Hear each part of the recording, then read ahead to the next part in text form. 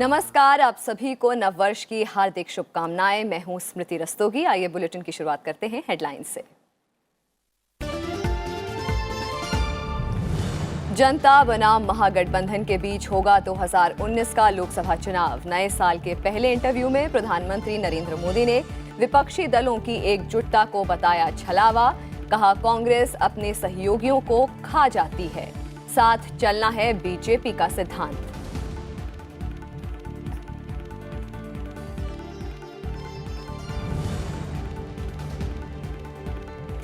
राम मंदिर पर फिलहाल अध्यादेश नहीं लाएगी सरकार। प्रधानमंत्री नरेंद्र मोदी ने कहा, कानूनी प्रक्रिया पूरी होने के बाद किया जाएगा विचार। कहा, मंदिर निर्माण की राह में रोड़े अटका रही है कांग्रेस। 2019 के पहले इंटरव्यू में प्रधानमंत्री ने देश और सरकार से जुड़े हर बड़े मुद्दे पर बेबाकी से रखी बात।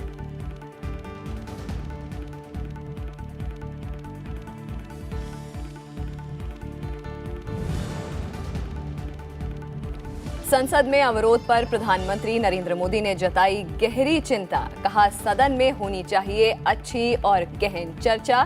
कहा, बहस से सरकार और नौकरशाही पर बनता है दबाव।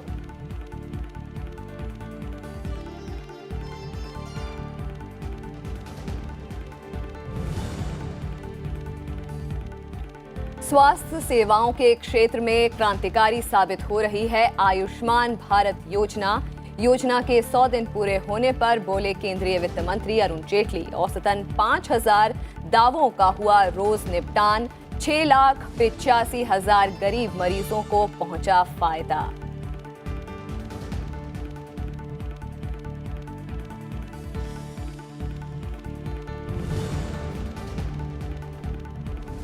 नई उम्मीदों और लक्ष्यों के साथ नए साल का हुआ आगाज। जश्न में डूबे देश दुनिया के लोग। पेट्रोल डीजल से सस्ता हुआ विमानों का ईंधन। साल के पहले कारोबारी दिन बीएसई का सेंसेक्स 186 और निफ्टी 48 अंकों की बढ़त के साथ हुआ बंद।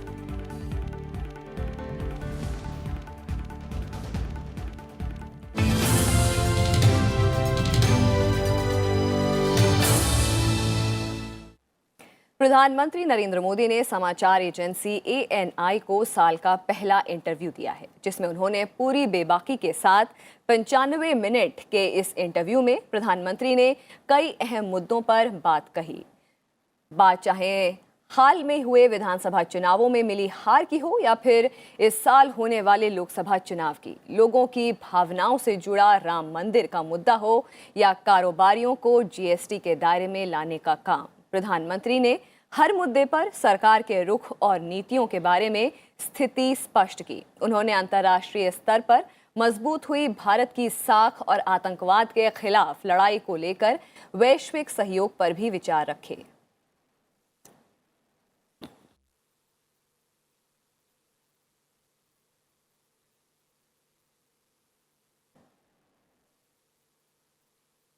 और प्रधानमंत्री नरेंद्र मोदी ने 2019 के आम चुनाव और मोदी मैजिक के सवाल पर कहा कि बीजेपी एक लोकतांत्रिक संगठन है।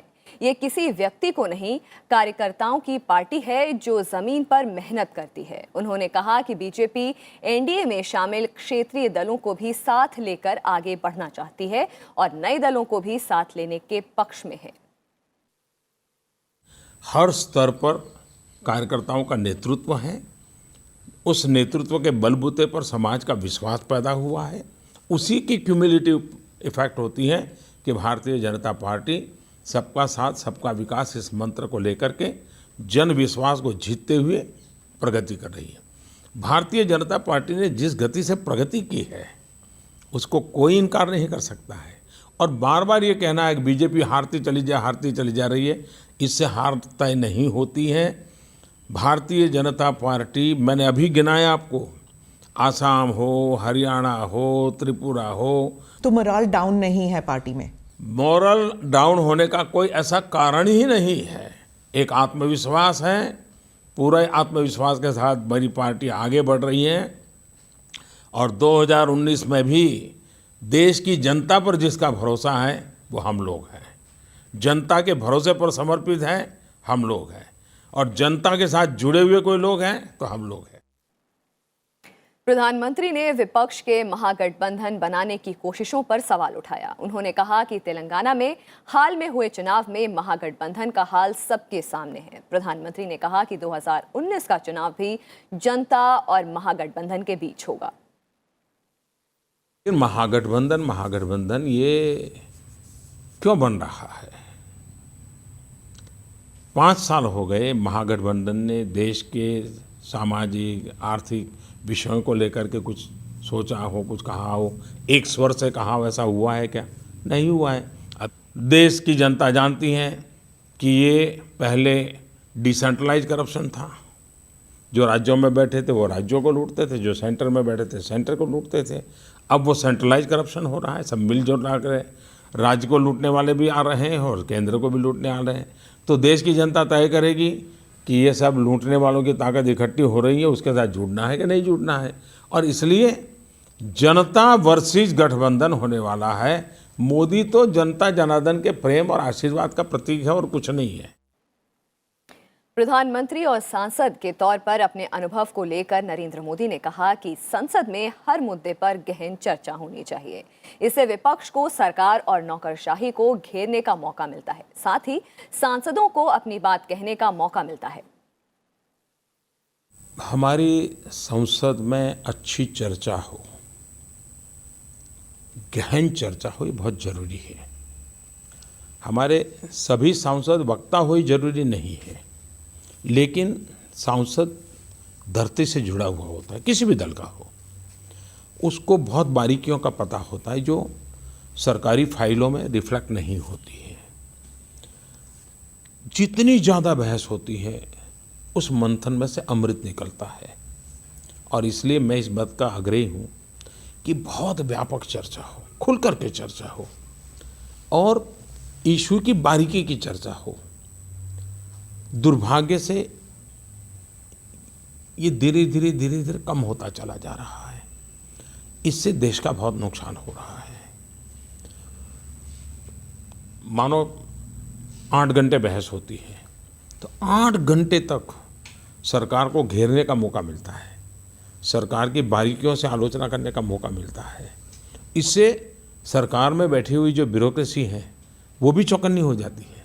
आज वो स्थिति नहीं रही है, ये चिंता का विषय है। वाटर डाउन हो गया है पार्लियामेंट्री। और इसलिए मैं चाहूँगा कि लोकतंत्र में हमारी संसद और जागृत हो और सजग हो। हमारे सांसद जो चुन करके आते हैं उनको अपनी बात बताने का अवसर मिले। मुट्ठी भर लोग इसको दबोच करके बैठ गए हैं, उन्होंने लोकतंत्र का बहुत नुकसान किया है। यूपीए सरकार के दौरान हुए घोटालों के मामले पर प्रधानमंत्री ने कहा कि 2G, कॉमनवेल्थ जैसे मामले कोर्ट में चल रहे हैं। कानूनी प्रक्रिया के तहत जो भी फैसला आएगा दोषियों को उसी हिसाब से सजा मिलेगी। उन्होंने कहा कि जनता को सरकार पर भरोसा है कि पिछले 4.5 साल में सरकार ने भ्रष्टाचार के खिलाफ कई कड़े कदम उठाए हैं, जिससे लोगों को सरकार पर भरोसा बढ़ा है।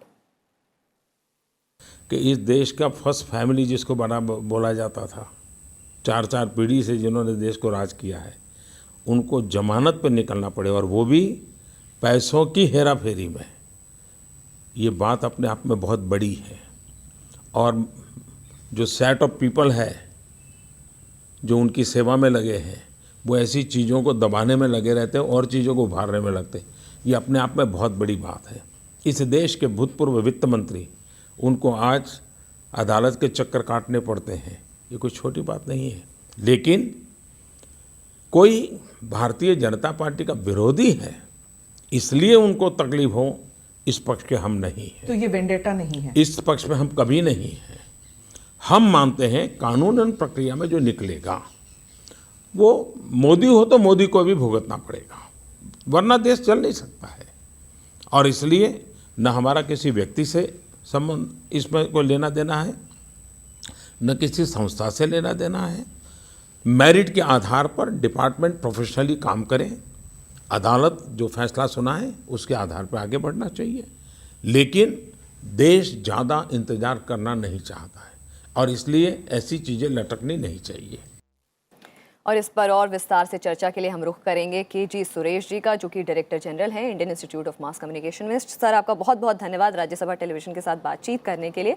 ये जो प्रधानमंत्री का 95 मिनट का जो इंटरव्यू है, इसे आप कैसे देखते हैं और इसकी हाईलाइट्स क्या हैं?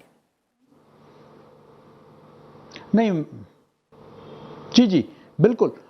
मुझे लगता है कि कई महत्वपूर्ण मुद्दे जिनमें देश में पूरा चर्चा हो रहा था, कई सवाल जो लोगों के मन में था, प्रधानमंत्री तो इन विषयों पर बोलते रहे हैं, लेकिन कई सवाल थे, इनको बड़े बेबाकी से प्रधानमंत्री ने जवाब दिया। और खासकर जब चुनाव करीब है, मुझे लगता है कि जो एक भ्रम फैला हुआ था, उसको जो है उन्होंने स्पष्टता से कई भ्रमों को दूर किया, कई गलतफहमियों को दूर करने का उन्होंने प्रयास किया कि सरकार की भूमिका के बारे में, पार्टी जो भारतीय जनता पार्टी है उसके रुख के बारे में अब ये जनता को फैसला करना है। लेकिन कई मुद्दों को लेकर एक भ्रामक स्थिति पैदा की गई थी, पूरे चर्चा थी, उसको उन्होंने स्पष्ट किया और बिल्कुल साफगोई से उन्होंने बात किया। मुझे लगता है कि ऐसा कोई मुद्दा नहीं है जो पब्लिक एजेंडे में रहा है, चाहे वो पाकिस्तान के साथ संबंध हो, चीन के साथ संबंध हो, यहां तक कि गंगा की सफाई हो, राम मंदिर हो, जीएसटी हो, हर विषय पर सरकार का जो पक्ष है उसको बिल्कुल सफाई से उन्होंने जो है बहुत स्पष्टता से उन्होंने सामने रखा। और मुझे लगता है कि इससे कई भ्रम दूर हो गए हैं और कि किन कारणों से जो है कई कदम लिए गए या कई कदम नहीं लिए गए, इस पर भी जो है उन्होंने स्पष्ट जो है, इससे मुझे लगता है कि कई कंफ्यूजन क्लियर हुए हैं। और बहुत ही साल के नववर्ष में मैं समझता हूं कि बहुत ही एक महत्वपूर्ण इंटरव्यू था और शायद अभी तक प्रधानमंत्री कार्यकाल का उनका सबसे बेहतरीन इंटरव्यू में से एक था ये। कंटेंशियस इश्यूज की अगर बात करी जाए तो जैसे राफेल हो गया, ऐसे तमाम कंटेंशियस इश्यूज हैं जिनको लेकर के प्रधानमंत्री ने पोजीशन क्लियर की है, रियल पोजीशन बताई है। इसे आप कैसे देखते हैं? जी नहीं बिल्कुल, देखिए ना, क्योंकि मैंने जैसे कहा कि चाहे वो मीडिया में हो या संसद में हो, कई विषयों को लेकर जनता के मन में भी कई सवाल थे।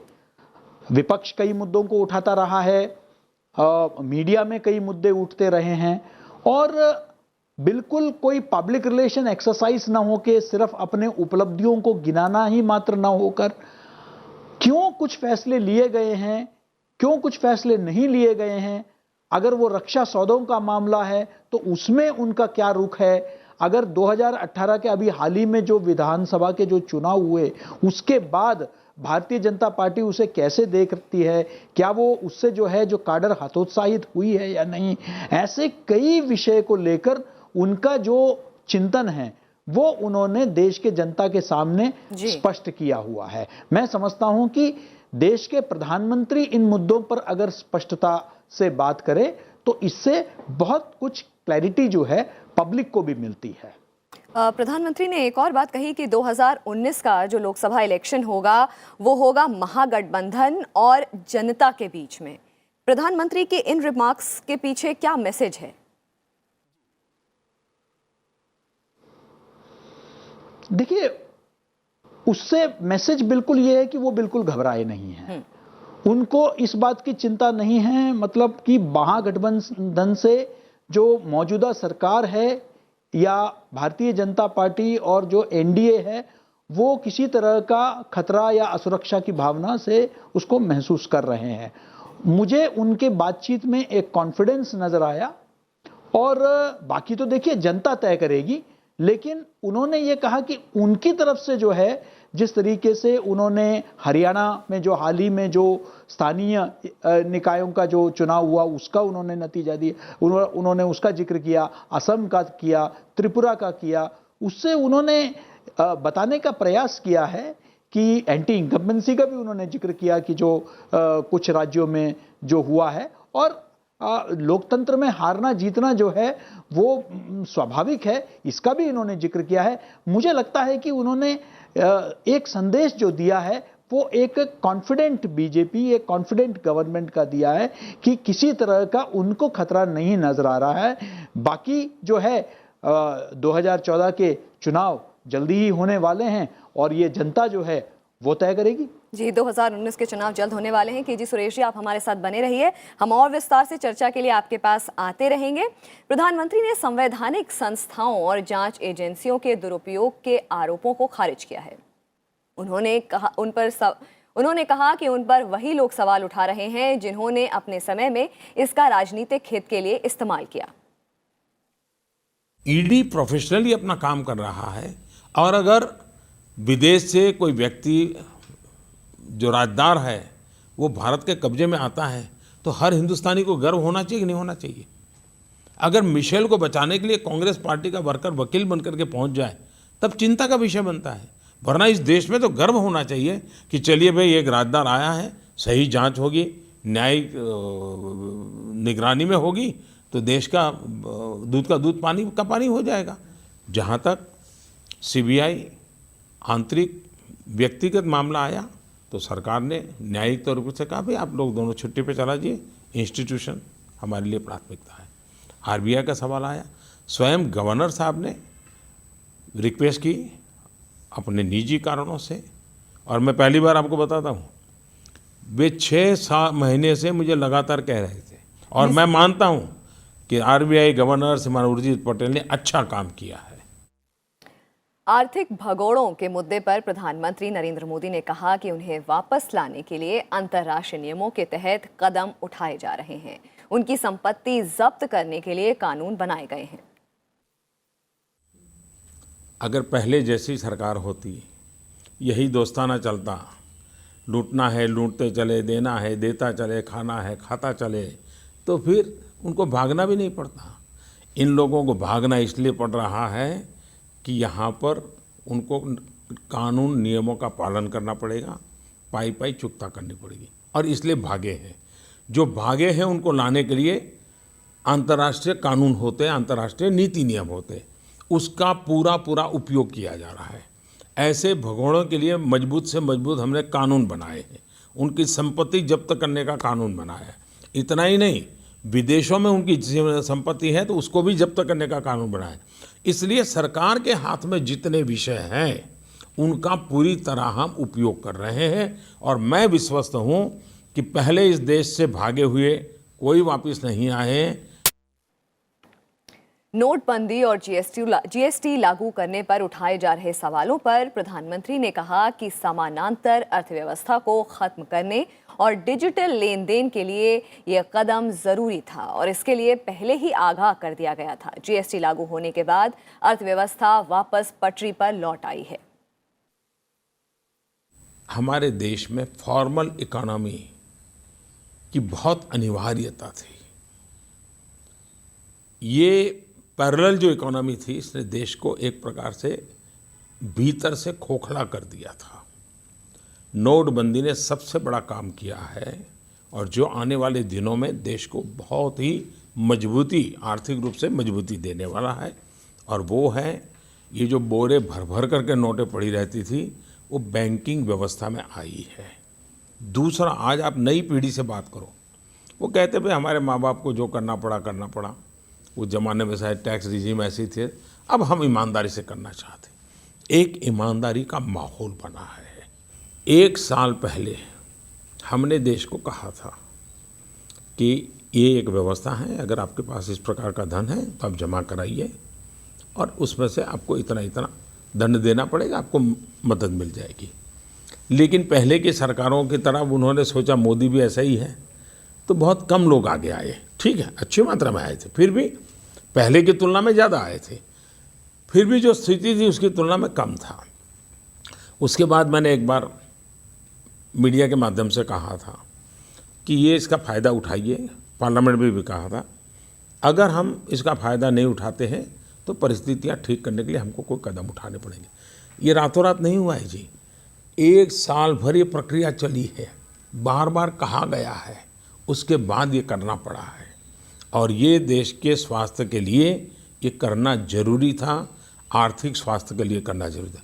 जहाँ तक आर्थिक विकास का सवाल है, अब कोई भी व्यवस्था बदलते हैं तो इवन रेल भी जब पटरी बदलती है तो स्पीड थोड़ी कम होती है, हम इसका बात का इनकार नहीं करते हैं। आज हम भी, हमारे जो ग्रोथ रेट था वो पूरी तरह पहुंच गए हैं, लेकिन एक सफाई की ज़रूरत थी, उसको हमने सफलतापूर्वक किया है। और अब एक मानसिक अवस्था भी बनी है देश की इस तरफ जाने की। और हम वापस रुख करेंगे केजी सुरेश जी का, जो हमारे साथ जुड़े हुए हैं इस वक्त। हम चर्चा कर रहे थे प्रधानमंत्री के 95 मिनट के इंटरव्यू के बारे में। क्रिटिक्स बार बार ये बात कह रहे थे, डिमोनेटाइजेशन, जीएसटी और सर्जिकल स्ट्राइक्स को लेकर के बार बार मुद्दा बनाया जा रहा था। प्रधानमंत्री का ये जो जवाब आया है, कितने हद तक वो क्रिटिक्स का जो बार बार सवाल कर रहे थे उसका जवाब देने में कारगर रहा है?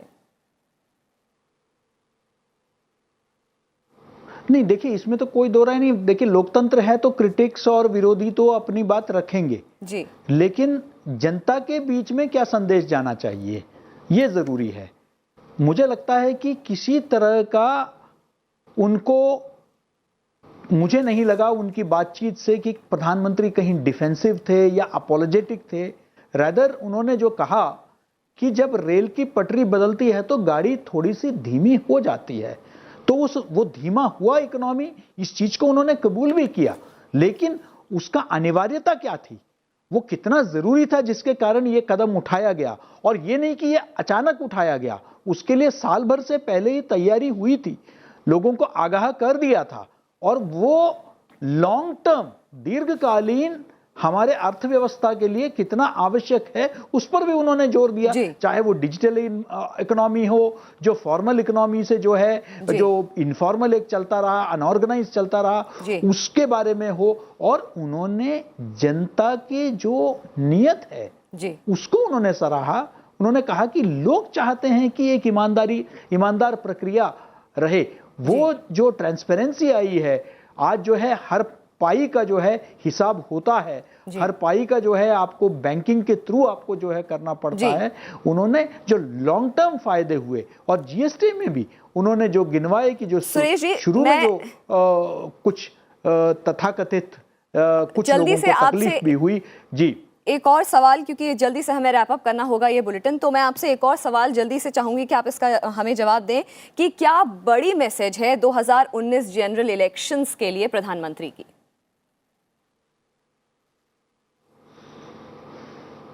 देखिए, मुझे लगता है कि प्रधानमंत्री का सबसे बड़ा मैसेज है कि विकास के राह पर सरकार ने पूरी तरह काम किया है, एक समावेशी विकास की तरफ काम किया है। और चाहे वो शहर के लोग हो या गांव के लोग हो, उनको साथ लेके चलने का काम किया है। संवैधानिक संस्थाओं को के साथ खिलवाड़ नहीं किया है, बल्कि उनको मजबूत करने का प्रक्रिया किया है। भ्रष्टाचार के विरोध में जिन मुद्दों को लेकर 2014 में चुनाव लड़े थे, उस पर कार्य प्रगति पर है। जो भगोड़े हैं उनको वापस लाया जा रहा है। इस तरह जनता जनार्दन के मन में कई जो मुद्दे रहे हैं उसका उन्होंने जवाब दिया है। और वो पूरा एक स्फूर्ति के साथ, एक विश्वास के साथ जो है जनता के बीच में जा रहे हैं। वो आत्मविश्वास झलकता है कि उन्होंने काम किया है एक समावेशी विकास का। अब जो है ये जो जनता जनार्दन है और जो विपक्ष है, वो इसका क्या प्रतिक्रिया होगी वो आने वाले दिनों में हमें दिखने को मिलेगा। बिल्कुल देखने को मिलेगी। केजी सुरेश जी, आपका बहुत बहुत धन्यवाद राज्यसभा टेलीविजन के साथ बातचीत करने के लिए। आगे बढ़ते हैं। राम मंदिर के मसले पर प्रधानमंत्री ने कहा कि अयोध्या में मंदिर का निर्माण संविधान की मर्यादा के तहत ही किया जाएगा। उन्होंने राजनीतिक दलों से अपील करी है कि इस मामले में वो सहयोग करें ताकि कोर्ट में इस मामले को जल्द से जल्द पूरा किया जा सके।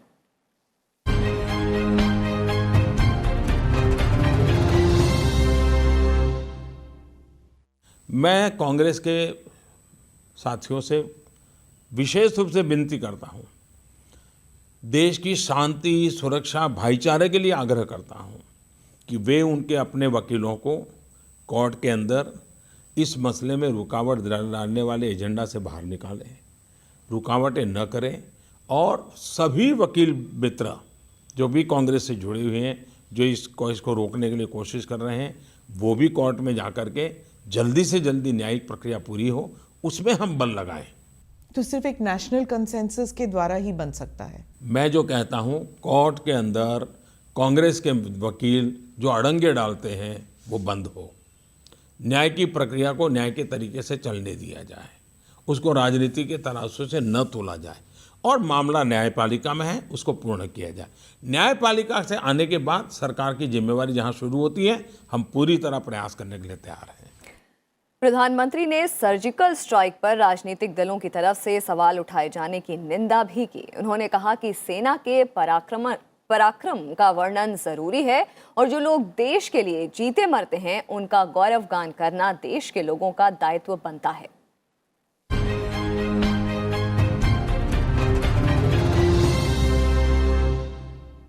जब सर्जिकल स्ट्राइक हुआ तो किसी सरकार के मंत्री ने बयान नहीं दिया है, न प्रधानमंत्री ने बयान दिया है। सेना के अफसर ने देश को जानकारी दी और वो भी इन्फॉर्मेशन दी है। और वो इन्फॉर्मेशन यहाँ दी इतना नहीं, टेलीफोन करके पाकिस्तान को भी बताया गया था। और जब तक पाकिस्तान को सूचित नहीं किया तब तक हिंदुस्तान के मीडिया को भी नहीं बताया गया था। और सेना ने खुद ने आकर के अपना एक डिटेल रिपोर्ट दिया था, वहीं बात समाप्त हो गई थी। लेकिन देश का दुर्भाग्य है कि उसी दिन पॉलिटिकल पार्टी के कुछ लीडरों ने सर्जिकल स्ट्राइक पर शक खड़ा किया। पाकिस्तान के लिए तो इस प्रकार से बोलना जरूरी था क्योंकि उनको वहाँ मोरल टकाए रखने के लिए आवश्यक था। लेकिन जो बात पाकिस्तान बोल रहा था वो हमारे देश के लोग बोल रहे थे। अपने बात को वजन देने के लिए उदाहरण भी पाकिस्तान का दे रहे थे। राजनीतिकरण वहीं से शुरू हुआ।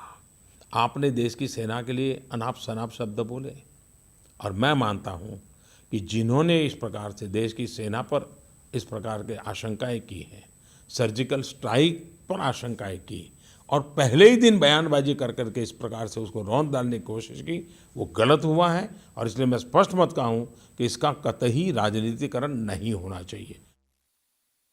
फिलहाल इस बुलेटिन में इतना ही। मुझे दीजिए इजाजत। नमस्कार।